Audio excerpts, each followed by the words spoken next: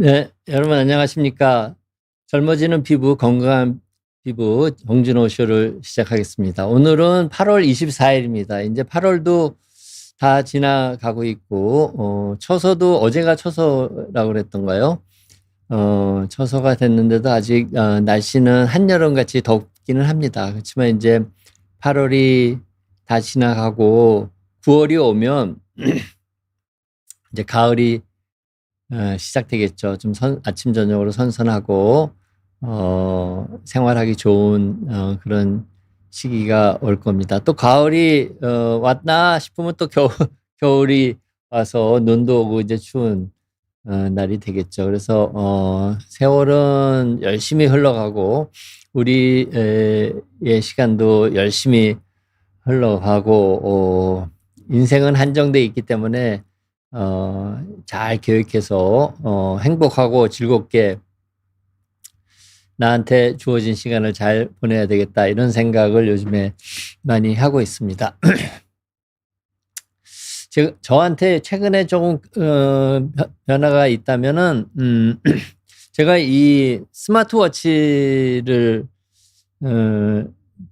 최근에 좀 했는데 이 스마트워치에는 굉장히 여러 가지 기능이 있더라고요.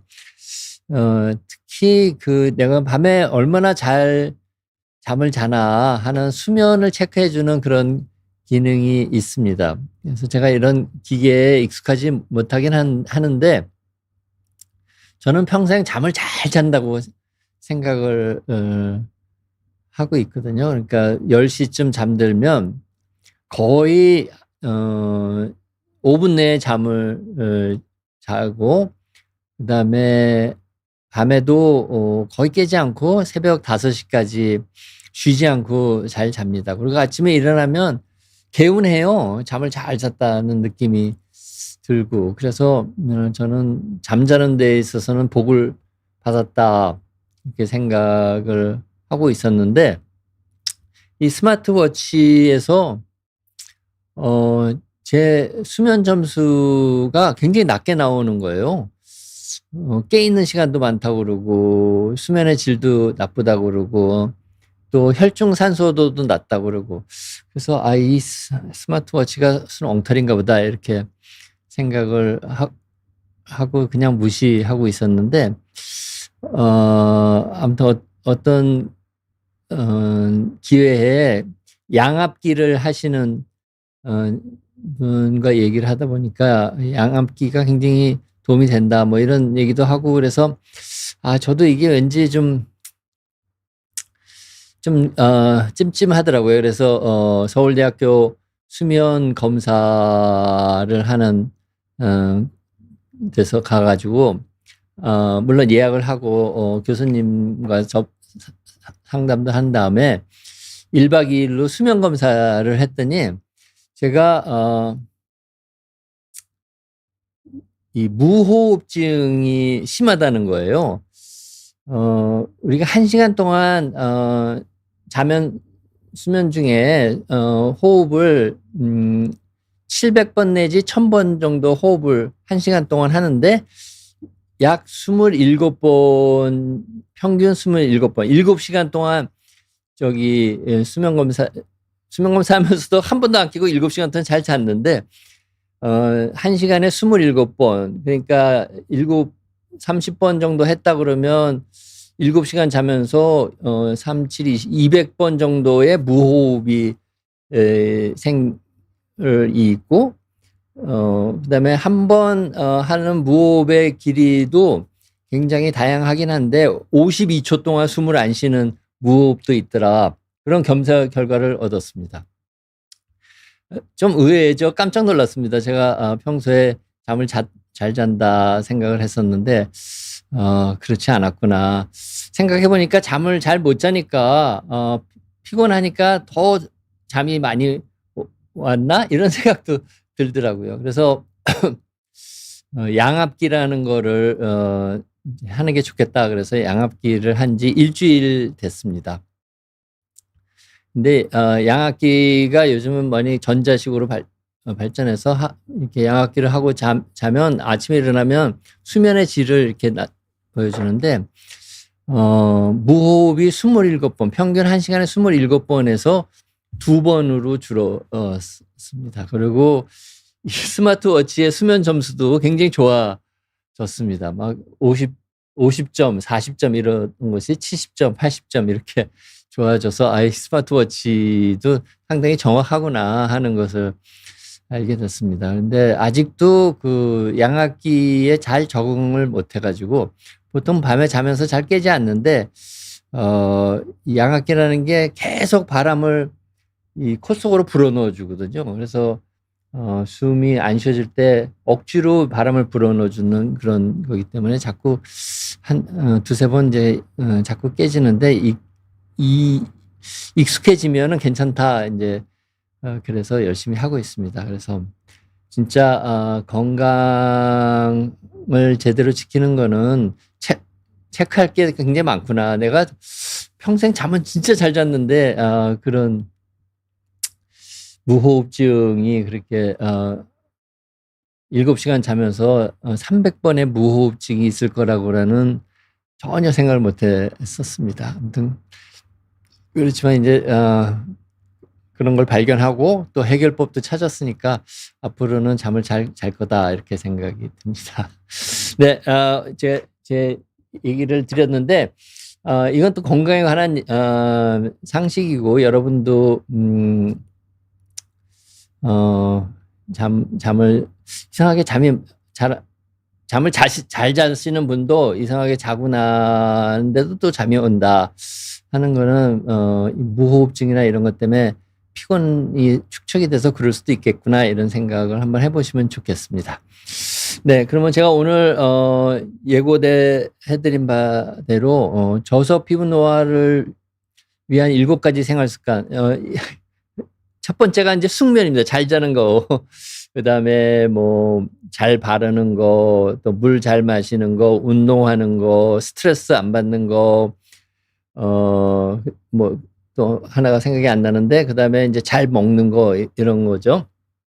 그래서 잘 먹는 거가 이제 우리 피부 노화를 예방하고 피부 노화를 천천히 오게 하는 그런 데 굉장히 중요합니다.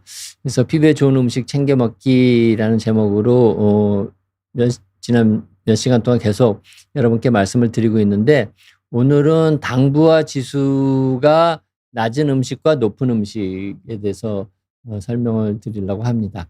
당부화 지수가 낮은 음식은 우리 피부 건강에 좋고 우리 인체 건강에 좋고요. 당부화 지수가 높은 음식은 피부에도 나쁘고 당연히 인체 건강에도 나쁘다 하는 말씀을 드리려고 합니다.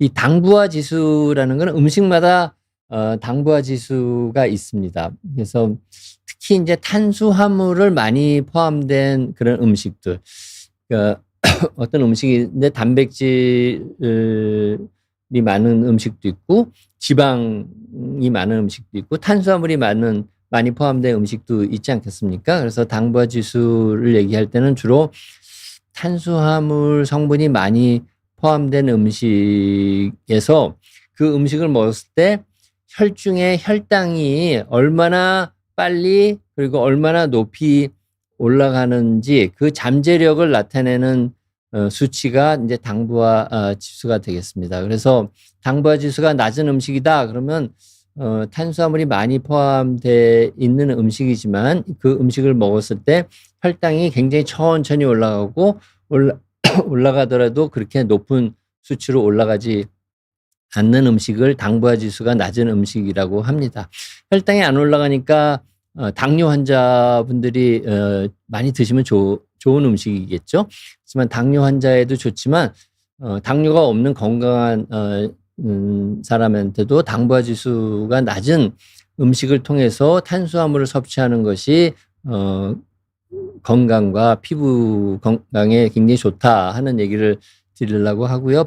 반대로 당부화 지수가 높은 음식은 탄수화물이 많이 포함된 음식인데 그거를 드시면 혈당이 금방 빨리 올라가고 또 높이 올라가고 그거는 이제 굉장히 나쁜 건강에 나쁜 음식이다 이렇게 이해를 하시면 되겠습니다. 그래서 피부에 해로운 음식에라고 그랬으니까 이제 당부화 지수가 높은 음식이겠죠. 당부화 지수가 낮은 음식은 피부에 좋은 음식이고, 당부화 지수가 높은 음식은 피부에 해로운 음식입니다. 그래서 아까도 말씀드렸죠. 탄수화물 성분이 많이 포함된 그런 음식 중에서 이걸 먹으면, 어떤 음식은 탄수화물이 많이 포함돼도 천천히 혈당을 올리는데, 당부화 지수가 높은 음식은 이런 걸 먹으면 혈당이 급속도로 올라가고 빨리 올라간다는 거죠. 여러분들 이런 음식이 뭐가 있을까 한번 생각을 해보십시오. 여러분들 다 아시고 흔히 드시는 겁니다. 그래서 흰쌀밥. 우리나라 사람들의 주식이죠. 흰쌀밥. 그래서 흰쌀밥으로 탄수화물을 섭취하는 거는 그렇게 좋은 거는 아니라고 생각합니다. 그래서 잡곡밥, 이런 현미밥 이런 것이 좋다 하는 이유가 그런 거고요.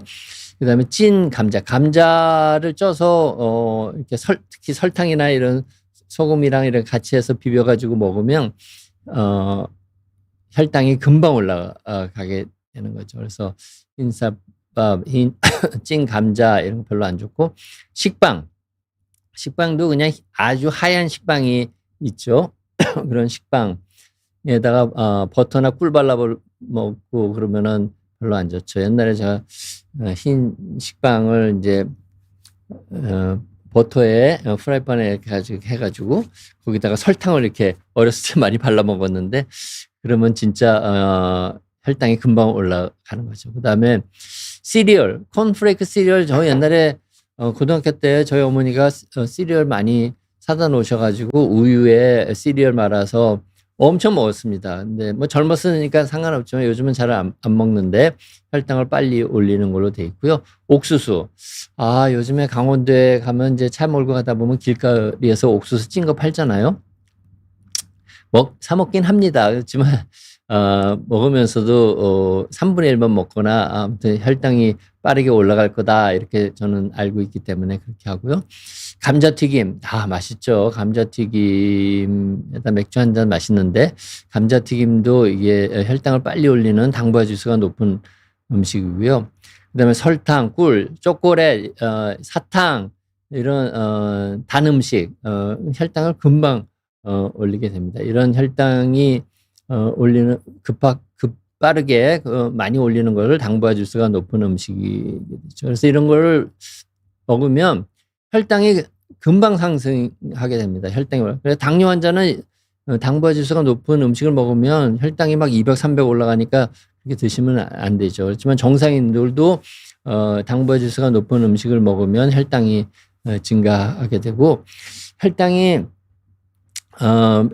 이제 혈액 내에 당이 많으니까 그 당 성분이 돌아다니면서 만나는 단백질, 지질, 우리 몸은 단백질, 지질 이런 걸로 구성되어 있잖아요. 그래서 세포막도 그렇고 세포에 있는 성분들도 그렇고 그런 게 다 단백질과 지질인데 그거와 결합을 하게 됩니다. 그래서 단백질이 혈당과 결합하고 또 지질이 피 속에 있는 혈당과 결합을 하는데 그거를 당화 현상이라고 그래요.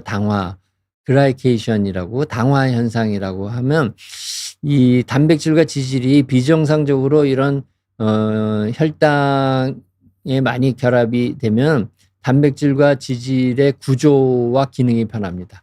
단백질과 지질이 원래 구조를 갖고 있고 원래 기능을 하고 있어야 우리 몸이 정상 기능을 하고 우리 몸이 튼튼할 텐데, 우리 몸을 구성하고 있는 단백질과 지질이 당이 붙음으로써 구조가 망가지고 기능을 못하게 되니까 우리 몸의 기능이 떨어지니까 우리 몸이 약해지고 병들게 되는 거죠. 그래서 이 혈당이 이제 이런 단백질과 지질과 붙어서 만들어지는 그런 산물, 단백질에 당이 붙어 있는 거, 그다음에 지질에 혈당이 붙어 있는 거를 최종 당화 산물이라고 합니다. 그래서 당부화 지수가 높은 음식을 많이 먹으면 혈당이 높아지고 그것이 우리 몸을 구성하고 있는 단백질과 지질에 붙어가지고 그 단백질과 지질의 구조를 변화시키고 기능을 떨어뜨려서 우리 몸의 건강이 나빠지게 된다 하는 겁니다. 그래서 우리 몸을 구성하는 단백질과 지질이 엄청 많잖아요. 특히 이제 제가 피부과니까 피부에는 콜라겐 단백질이 많죠. 그럼 콜라겐 단백질이 혈당과 결합하면 콜라겐의 구조가 변화하고 기능이 변합니다. 그래서 콜라겐이 굉장히 딱딱해져요. 그리고 탄력섬유도 피부에 많은데 탄력섬유에 당이 붙어서 최종 당화산물을 만들게 되면 탄력섬유도 탄력이 있어야 되는데 딱딱해지고 그 기능을 잘 못하기 때문에 피부에 탄력이 감소되고 또 피부를 제대로 구성하는 지지하는 그런 역할을 못하기 때문에 주름살이 형성돼서 피부가 노화되게 됩니다. 그래서 이런 흰쌀밥, 흰감자, 흰식빵, 콘프레이크, 옥수수, 감자튀김, 설탕, 꿀, 사탕, 초콜릿 이런 걸 많이 먹으면 피부 탄력이 감소되고 피부가 주름살이 늘어나고 피부가 늙게 되고 우리 피부도 그렇고 우리 몸을 구성하는 모든 장기에 기능이 떨어져서 우리 몸 자체가 노화된다는 겁니다. 그래서 우리 몸을 노화시키는 나쁜 음식으로는 이 당부화 지수가 높은 음식, 혈당을 빠르게 오르는 음식 이런 거는 안 드시는 게 좋고요. 또 혈당이 올라가면은 이 몸에 혈당이 있으니까 인슐린이라고 췌장에서 인슐린 호르몬을 많이 만들어서 그 이제 피 속을 떠다니는 그 당 성분을 세포 내로 이제 끌어들이려고 인슐린을 많이 만들게 됩니다.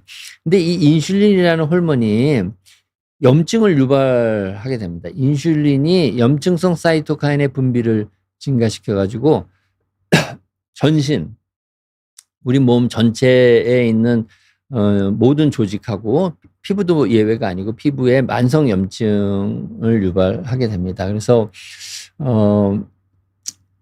노화는 염증의 결과다.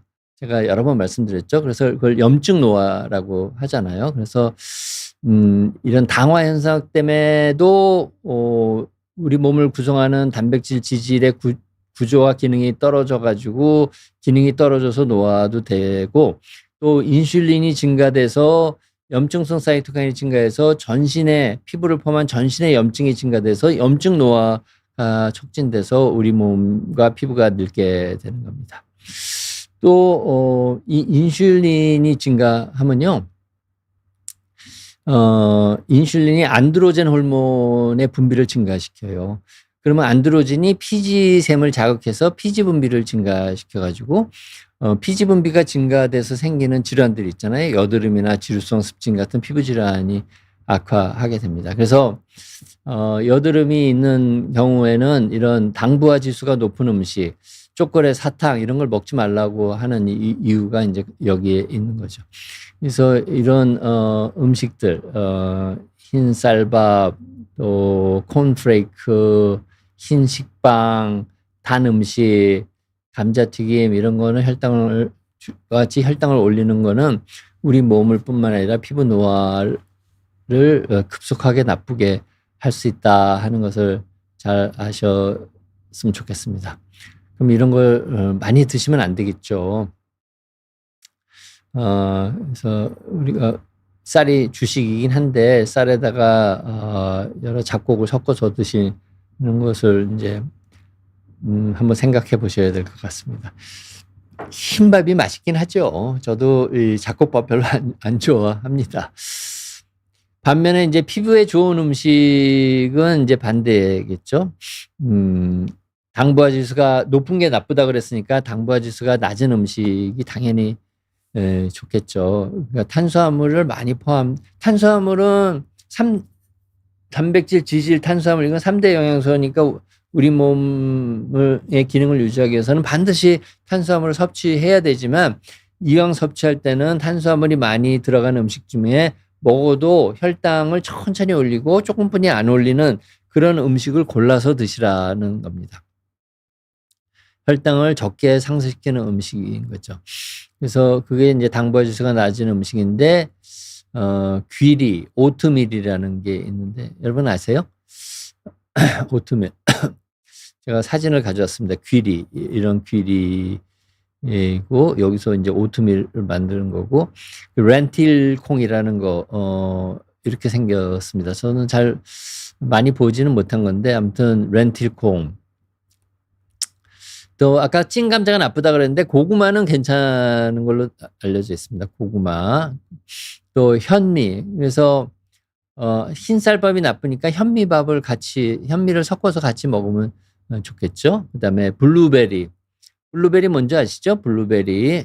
탄수화물이 많이 들었다고 합니다. 그래서 블루베리로 탄수화물을 보충해도 되고 딸기, 채소류, 브로콜리 이런 거가 이제 당부화 지수가 낮은 탄수화물을 많이 포함하는 음식이다. 이렇게 이해를 하시면 되겠습니다. 그래서 식사를 하실 때 흰쌀밥보다는 이제 현미를 좀 섞어서 드셔도 되고 또 렌틸콩, 옥수수보다는 렌틸콩, 그다음에 오트밀, 그다음에 이런 채소나 과일을 많이 드시면 좋을 것 같습니다. 그래서 아까 당부화 지수가 높아서 혈당이 올라가면은 많이 올라가면 당화 현상이 생기고 또 인슐린이 증가돼서 염증을 유발해서 염증 노화가 생기고 또 피지샘을 자극해서 여드름이나 지루습진 같은 피부 질환이 많이 생긴다 이렇게 말씀드렸는데 당부화 지수가 낮은 음식은 그 반대죠. 그래서 피부 노화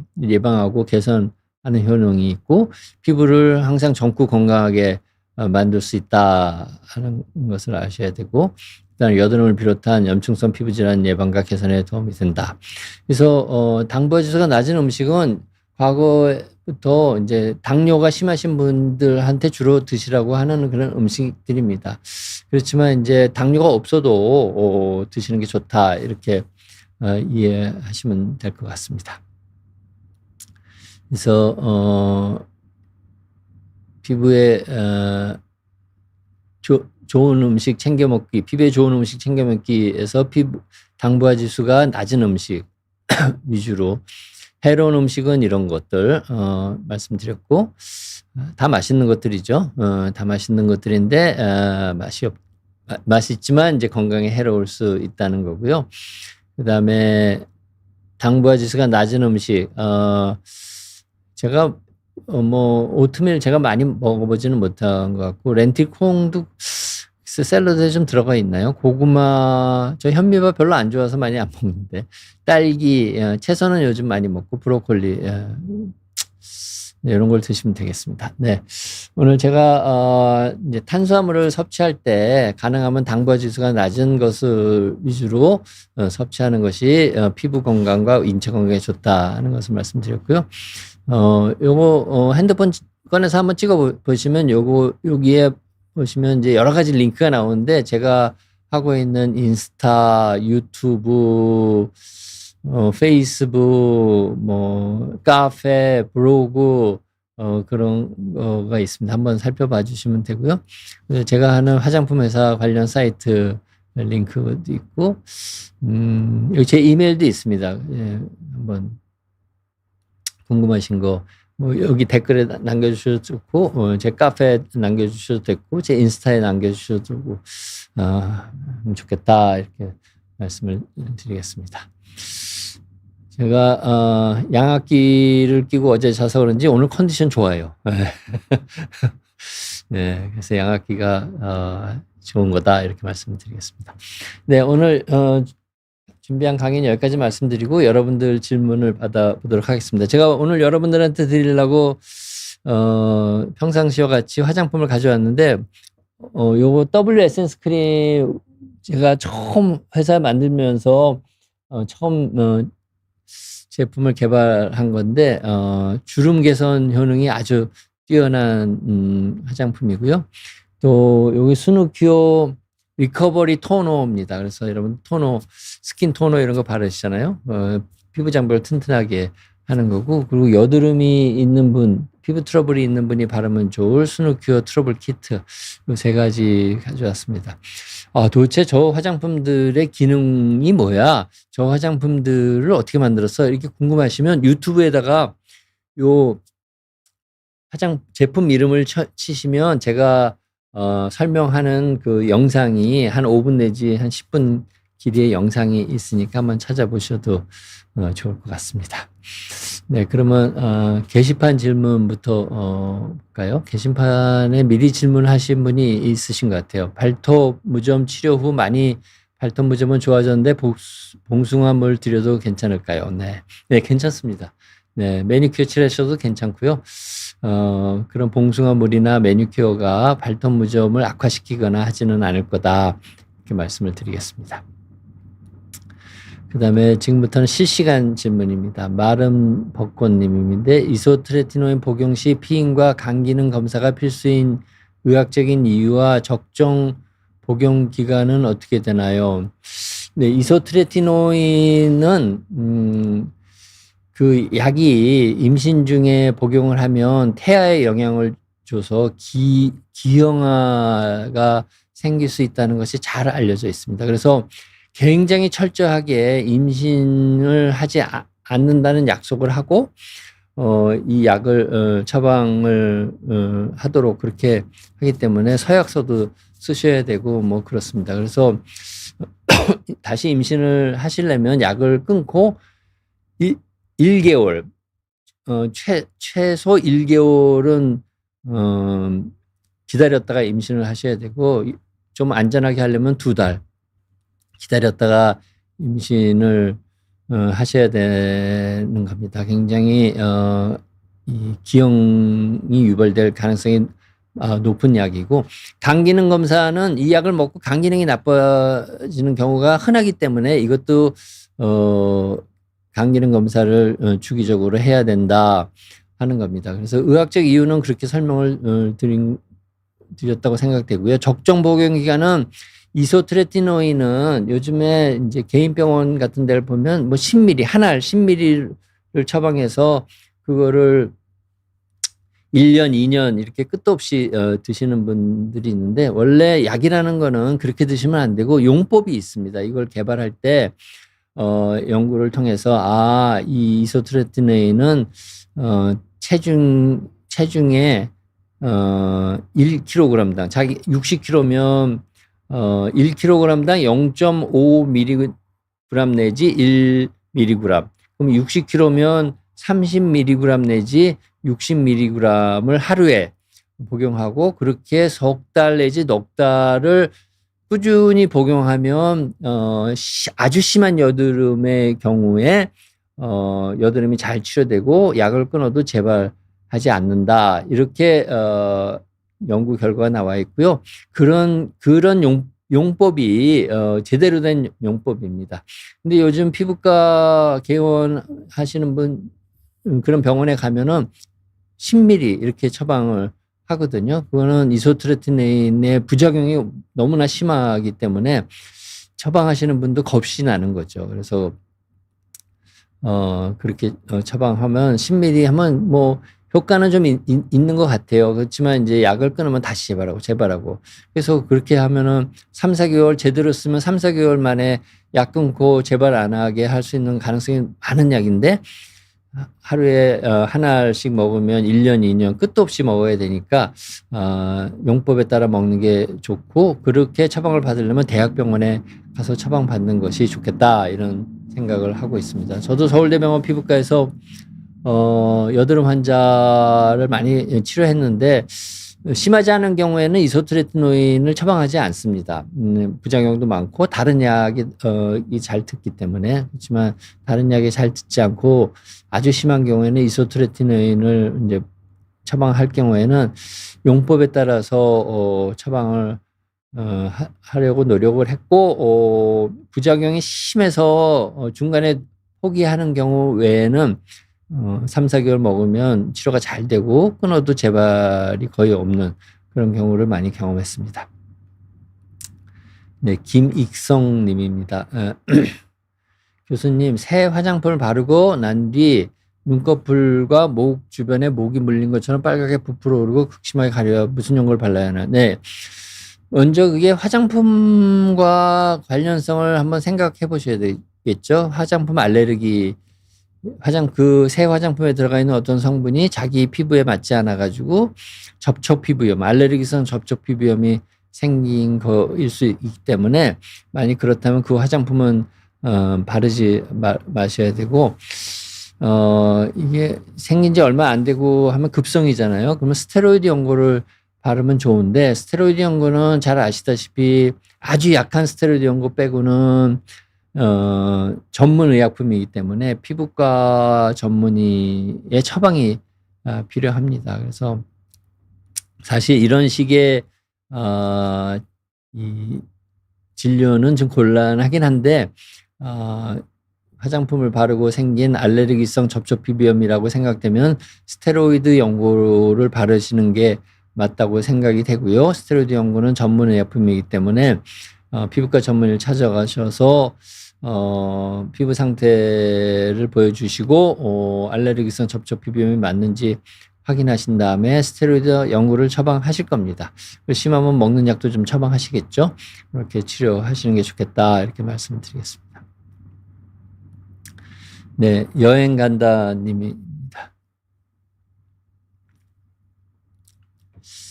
환절기만 되면 종아리 피부가 가뭄 난 눈바닥처럼 갈라지고 가려워서 밤에 잠을 못 잡니다. 보습제를 아무리 바르고 자도 그때뿐인데 전문 처방 보습제를 써야 하나요? 네. 네, 이분은 이제 연세가 어떻게 되실지 잘 모르겠는데 아마 어느 정도 나이가 있으신 분들이 이런 경우가 많이 있습니다. 그래서 특히 이제 종아리 피부나 여기 아랫배 이런 데가 건조해지기 쉬운 그런 부위거든요. 그래서 여행 간대님, 제가 크게 두 가지를 생활 속에서 하실 수 있는 거를 설명을 해드릴 테니까 제 말을 믿으시고, 제가 서울대병원 피부과에서 이런 환자분들을 엄청 많이 진료했고 잘 치료를 했습니다. 그래서 물론 이제 피부과 전문의를 찾아서 치료 약도 필요하면 처방을 받으셔야 되겠는데, 일단 생활 속에서 할 수 있는 거는 첫 번째는 목욕, 샤워를 가능하면 안 하는 겁니다. 때는 절대로 미루시면 안 되고 때 절대로 밀지 마시고요. 샤워는 요즘 땀이 많이 나서 매일 해야 된다 그러면 흐르는 물로만 땀만 닦을 정도로 하시고, 비누 거품을 해서 이렇게 문지르는 거는 거의 하지 마시고, 그래도 좀 해야 되겠다 그러면 약산성 세안제로 이렇게 거품을 내서 10초 이하로 이렇게 몸을 닦는 겁니다. 그래서 이렇게 때를 밀거나 비누질을 많이 하거나 샤워를 오래 자주 하지 말라고 하는 이유는, 그런 이 몸을 닦는 행위가 피부 장벽을 손상시켜야 합니다.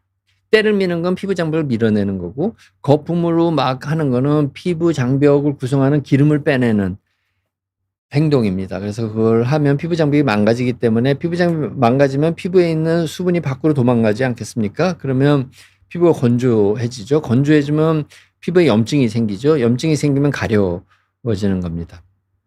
그래서 피부 장벽이 망가지지 않도록 가능하면 때도 밀지 말고 샤워도 하지 말고 비누질도 하지 말고 일주일에 한두 번 아주 간단하게 샤워해서 몸에서 나는 땀 냄새만 제거하겠다, 이런 식으로 하시고요. 물론 머리는 하루에 한 번씩 샴푸로 감는 게 좋고요. 두 번째는 더 중요한 건데, 피부 장벽을 튼튼하게 하는 보습크림을 바르셔야 됩니다.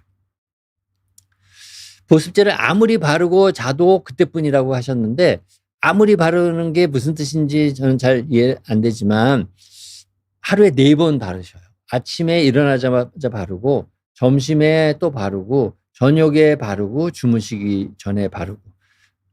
중간중간에 그걸 닦아내시면 안 되고 계속 덧바르시는 겁니다. 그리고 보습크림도 피부 장벽을 튼튼하게 하려면 3가지 조건을 만족시키는 보습크림을 구입하시는 게 좋아요. 첫 번째는 약산성으로 만들어졌나 보셔야 되고요.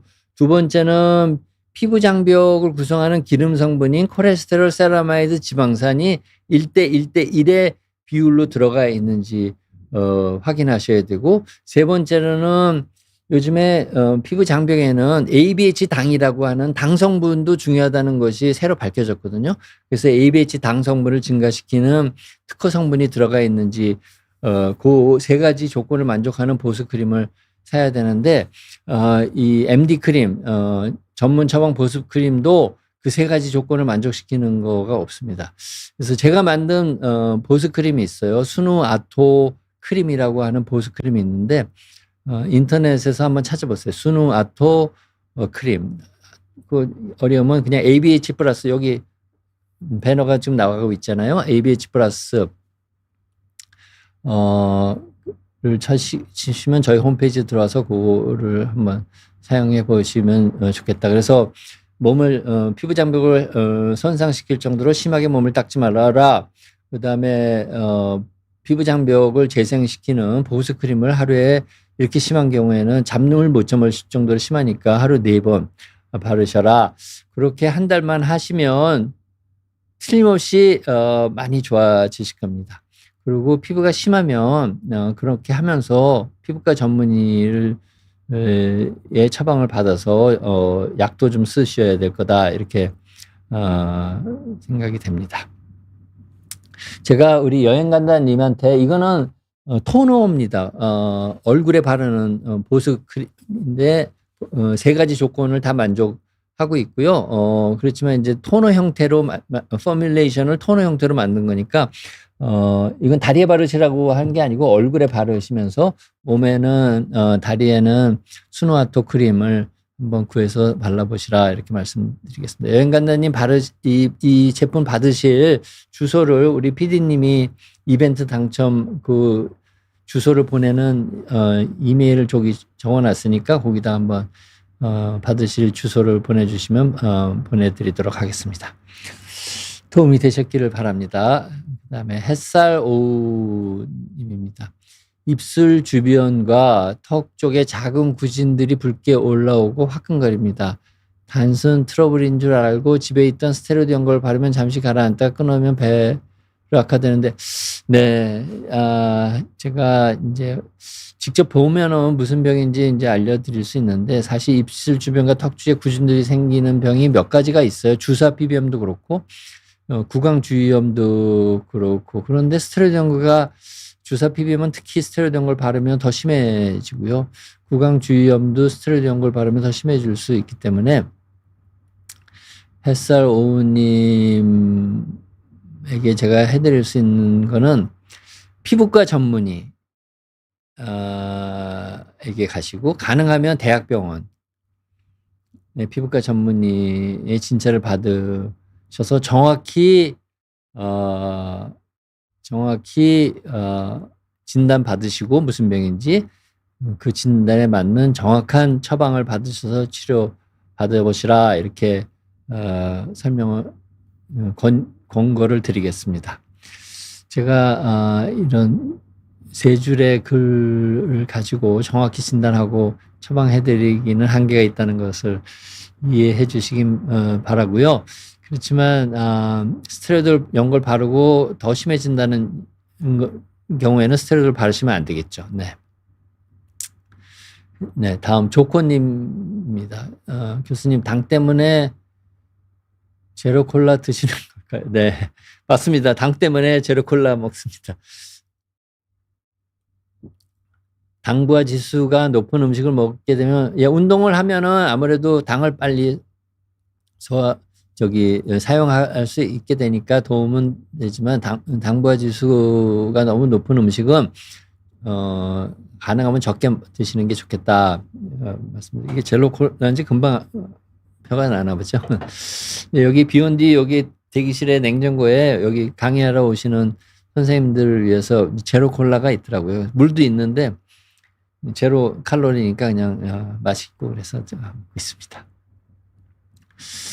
그 다음에 HKJ3876 손목 건초염 바르는 소염제 부작용으로 손가락 지문 부분에 피부염이 생겨서 2개월이 지났는데도 염증 거의 사라졌는데 단기가 조이는 듯한 건조함이 심한데, 네, 염증이 있으면 피부 장벽이 많이 망가집니다. 피부 장벽이 망가지면 피부에 있는 수분이 밖으로 도망가서 염증 후에 피부가 되게 건조해지는 거는 일반적으로 관찰되는 그런 증상이거든요. 그래서 마찬가지로 보습 크림을 하루에 2번 또는 3번 열심히 발라주시고, 또 손을 너무 자주 닦는 거, 혹시 화장실 갔다 오면 반드시 거품을 내서 손을 닦는다든지, 뭘 만지면 또 손을 닦고 하는 그런 습관이 있으시면 손을 좀 덜 닦으시면 좋겠다, 이런 생각이 듭니다. 우리가 손을 닦는 이유는 손에 우리 몸에 해로운 균이나 어떤 나쁜 성분이 들어서 이게 묻어 있으면 그것이 이제 식사나 뭐 어떻게 하다가 눈을 통해서 또는 입을 통해서 우리 몸에 들어와서 우리 건강을 나쁘게 할까 봐 걱정이 돼서 손을 닦는 거잖아요. 그렇지만 평소에 눈도 안 비비고 손도 안 빨면 굳이 화장실 갔다 올 때마다 손을 닦을 필요는 없다는 게 제 생각입니다. 식사하기 전에 한번 닦으면 사실 되는 거거든요. 근데 저는 환자를 볼 때는 이 환자의 균이 이 환자로 옮길까 봐 환자 보는 사이사이에 이제 소독도 하고 뭐 그렇게 하지만 일상생활에서 그렇게 손을 자주 닦을 필요는 없다, 이렇게 생각합니다. 저는 집에서 화장실 갔다 올 때는 손 안 닦습니다. 그렇게 저희 집안이 화장실이 그렇게 더럽나요? 안 더럽지. 안 더러워요. 그리고 제가 맨날 손을 빨고 손톱을 깨무는 것도 아니고 눈을 비비지도 않고 굳이 손을 자주 닦을 필요는 없다, 이렇게 생각을 하고 있습니다. 네. 네, 이해하셨기를 바라고. 조건님, 교수님, 오늘은 재채기를 안 하시는데 이것도, 근데 이 방이 조금 건조한 건가? 하는 게 좀 좋아지는 것 같은데, 글쎄, 처음에 좀 기침이 몇 번 나오다가, 안 나오고 있습니다. 저도 잘 모르겠습니다. 양압기의 효과는 아니라고 생각이 듭니다. 양압기는 이제 잘 때 끼는 거니까. 그리고, 요거 말씀하시는군요. 제가 그 혈압이 좀, 높아서 요거 24시간 동안 혈압을 체크할 수 있는 링이라고 해서 사실 저희 아들이 하나 있는데 걔가, 혈압이,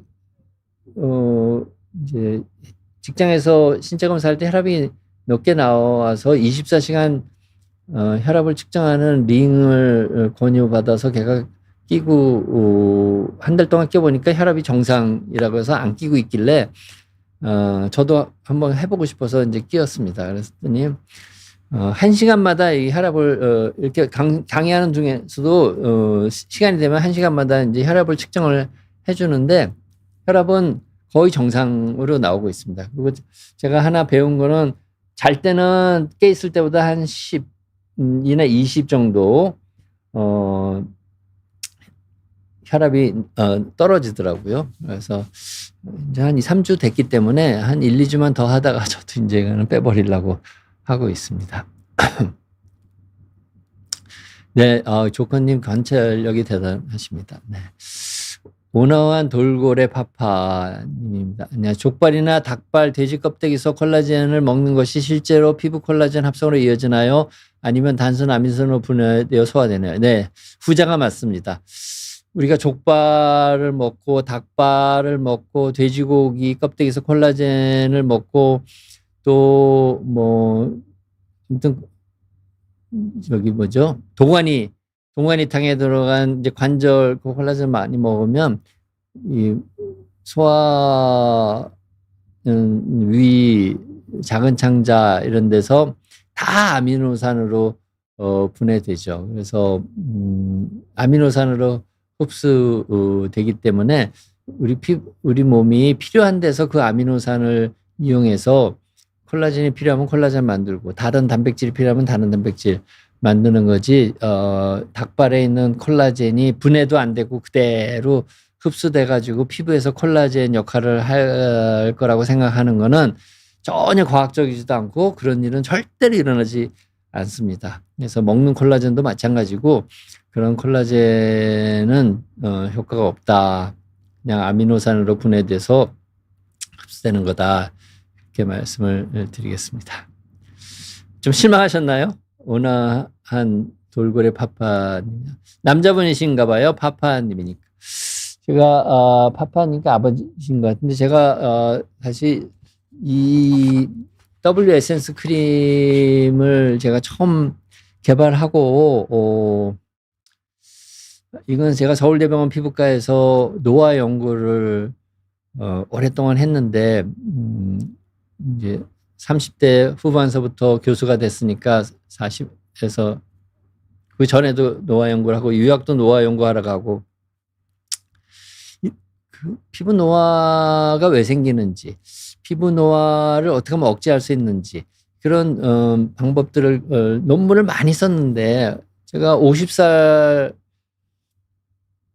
됐을 때 책을 하나 썼는데 그 책을 쓰다 보니까 이렇게 좋은 논문도 많이 쓴 좋은 연구 결과들이 활용이 되지 않고 그냥 논문 형태로 남아 있는 거예요.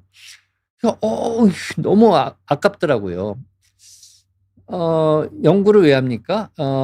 그걸 연구 결과를 활용해서 우리 문명도 발전시키고 기술도 발전시키고 우리 사람한테 도움이 되기 위해서 연구를 하는 건데 그렇게 좋은 연구 결과들이 활용이 되지 않고 있다는 게 너무 아깝고 내가 왜 연구를 그동안 그렇게 열심히 했나 이런 생각이 들더라고요. 그래서 제가 연구한 걸 다 꺼내서 요 제품을 만들고 이 제품의 효과를 보니까 이 제품을 6개월간 계속 바르면 바르기 전보다 얼굴에 있는 피부 노화의 징후 대표적인 것이 이제 잔주름이죠. 잔주름이 평균 20.1% 없어지더라는 거예요. 그래서 제가 그 연구 결과를 얻었을 때 너무나 기뻤어요. 두 가지 측면에서 하나는 내가 그때까지 한 연구 결과가 제대로 맞았구나. 그 연구 결과대로 제품을 만드니까 얼굴에 있던 잔주름이 없어지네. 내가 연구를 제대로 했구나. 우리 학생들하고 연구 박사님들하고 연구한 결과가 정답이었구나, 맞았구나. 그래서 제대로 연구 그동안 해왔다는 그런 안도감에 굉장히 즐거웠고요.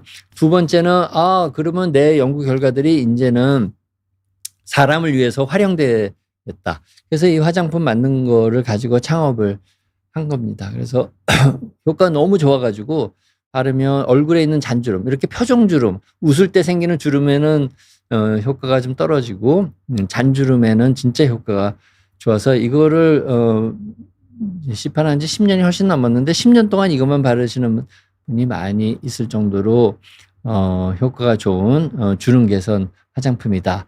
제가 온화한 돌고래 파파님께 좋은 질문을 해주셨기 때문에 선물로 드리도록 하겠습니다.